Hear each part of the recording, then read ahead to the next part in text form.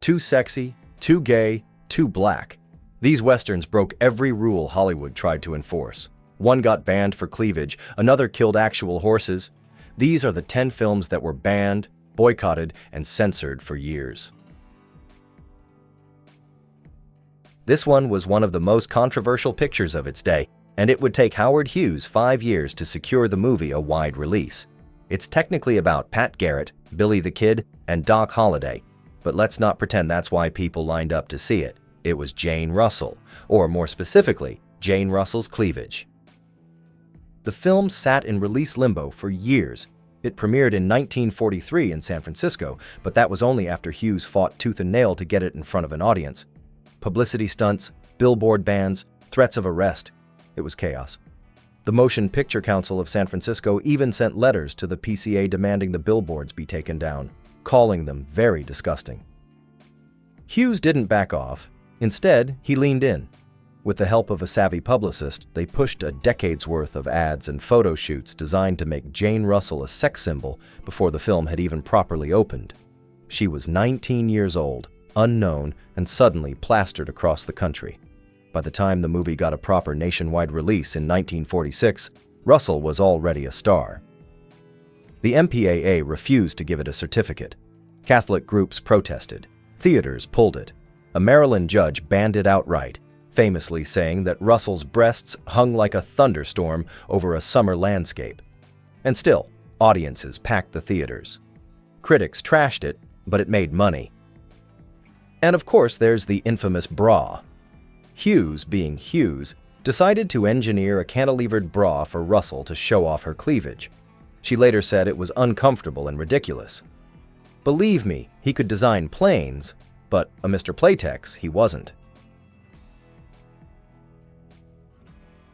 Years before Dances with Wolves went down the white savior rabbit hole, Richard Harris was already there, starring in A Man Called Horse.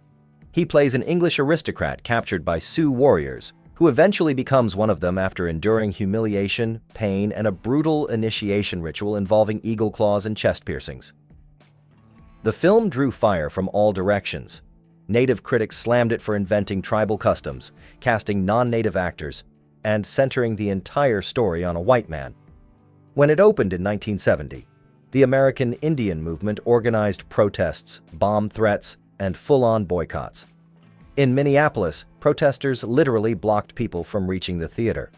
One protester, who wasn't even native, accused the producers of turning Richard Harris into a Tarzan for the red people.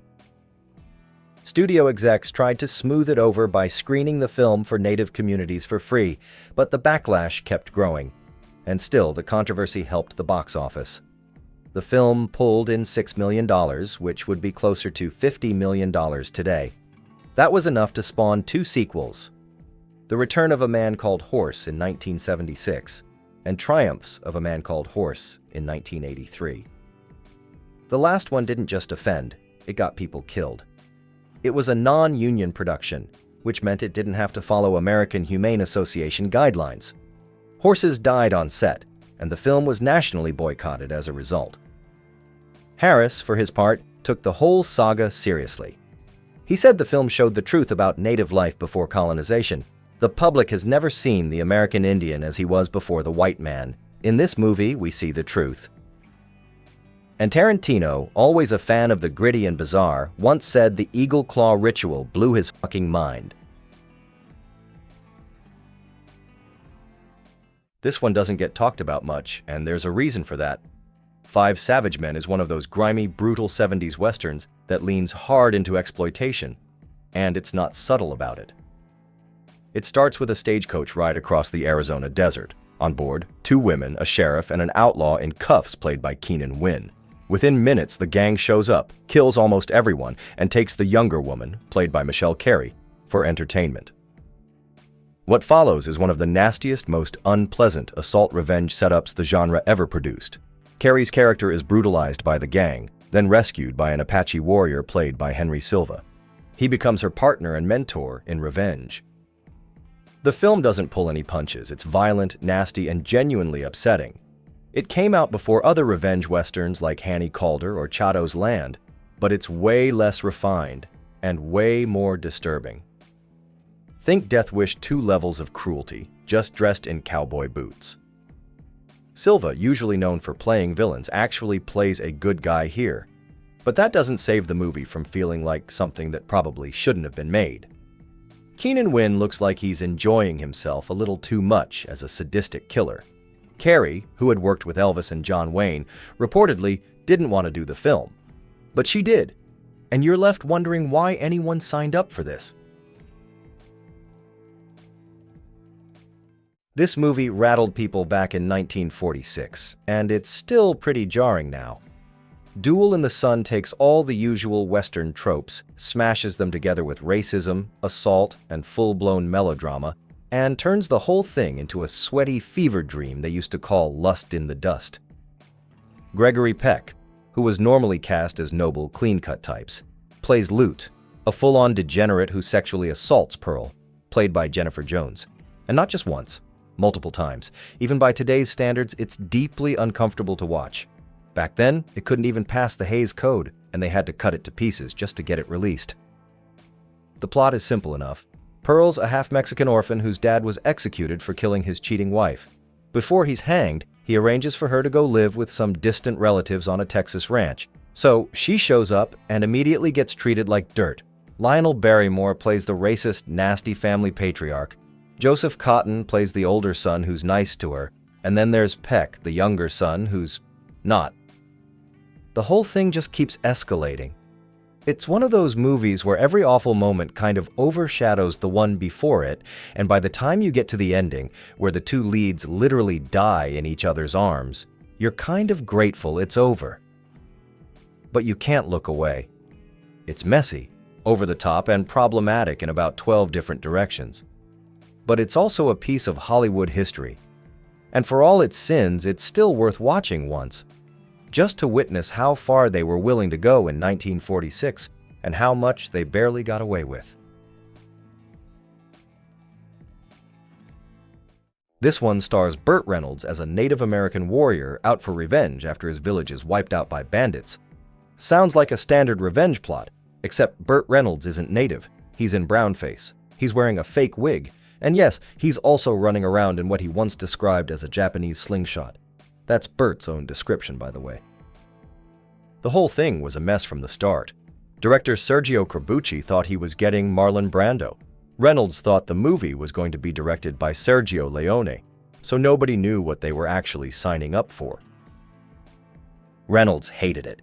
He called it the worst experience of his entire career and once said it was so awful it was shown only in prisons and airplanes because nobody could leave.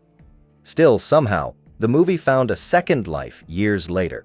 Tarantino listed it as one of his favorite spaghetti westerns and even lifted a couple of Ennio Morricone tracks from it for Kill Bill. But even with that Tarantino glow-up, Navajo Joe is still one of the most awkwardly cast, tone-deaf westerns ever made. Before Tarantino's Django Unchained, there was the original Django, and it caused massive controversy when it first came out. It was violent, it was bloody, and in a lot of places, it was banned. Even in Italy, where it was made, it got slapped with an 18 rating, and in the US, it struggled to find any kind of distribution for years. Franco Nero plays Django, an ex-Union soldier dragging a coffin behind him through the mud. Inside that coffin is a Gatling gun. He's out for revenge on an ex-Confederate major who murdered his lover. Along the way, he rescues a woman named Maria and protects her from some of the worst people imaginable. The movie's style is gritty, relentless, and just flat-out violent. It's the kind of violence that probably seems tame today, but back in 1966, it was shocking. The sheer body count, the mud, the blood, the constant tension, it was a lot. Tarantino obviously took inspiration from it, but the original is a whole different beast, and it still holds up as one of the most controversial and influential Western films ever made. Sergeant Rutledge came out before the Civil Rights Act. A black man as the lead hero in a mainstream Western.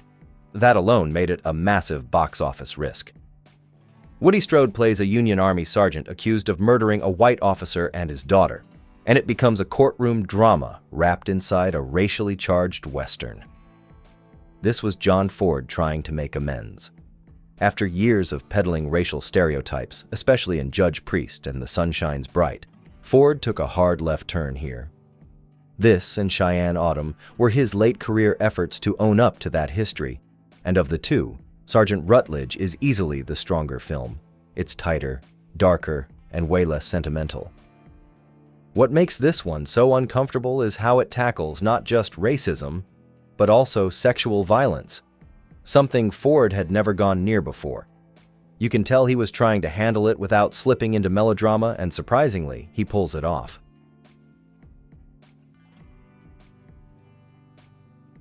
Rust isn't just controversial, it's a tragedy that's still unfolding. This indie western became infamous when Alec Baldwin accidentally discharged a prop gun on set, killing cinematographer and injuring director. Production shut down immediately. Lawsuits started flying in every direction against Baldwin, the armorer, the producers, the assistant director. Nobody could agree on who was to blame. Baldwin and the other producers eventually settled a wrongful death suit with Hutchins' husband. Production resumed under tight restrictions, and after everything, Rust ended up having its world premiere in 2024 in Poland. It's been picked up for limited release in the US. The official release date is set for May 2nd, 2025. It's one of the most surreal stories in modern film history, a Western that got banned from finishing itself, until it somehow didn't. By today's standards, The Wild Bunch looks downright tame, but when it hit theaters back in '69, people lost their minds. Peckinpah's vision of the West wasn't noble, or clean, or heroic. It was bloody, nasty, and real. The shootouts were like nothing audiences had seen before. Slow-motion gunfights, bodies torn apart by bullets, and blood squibs going off like fireworks. The MPAA initially slapped it with an NC-17 rating. Peckinpah fought to bring it down to a hard R, and he won, but just barely. Even the actors were shaken. Ernest Borgnine said the cast was repulsed at times by what they were filming, but he also said they believed in it. They felt like they were doing something that hadn't been done before. And they were. The Wild Bunch changed everything. It inspired a whole generation of filmmakers to stop romanticizing violence and start showing it for what it really was. As Peckinpah put it, we wanted to show violence in real terms. Dying is not fun in games. Movies make it look so detached. With The Wild Bunch, people get involved whether they like it or not. They do not have the mild reactions to it. Ang Lee's Brokeback Mountain was controversial before a single frame was shot. A love story between two cowboys in the American West? That alone scared off half of Hollywood. The original director, Gus Van Sant, said he tried to cast it with big names: DiCaprio, Brad Pitt, Matt Damon. They all passed. Nobody wanted to touch it. Hollywood was already calling it the gay cowboy movie before it even got made. But Ang Lee stepped in, cast Heath Ledger and Jake Gyllenhaal, and made something that was quiet, haunting, and deeply emotional. It ended up with 8 Oscar nominations. It won 3, including Best Director and Best Adapted Screenplay. But when it didn't win Best Picture, people were furious. There was this massive outcry that the Academy chickened out.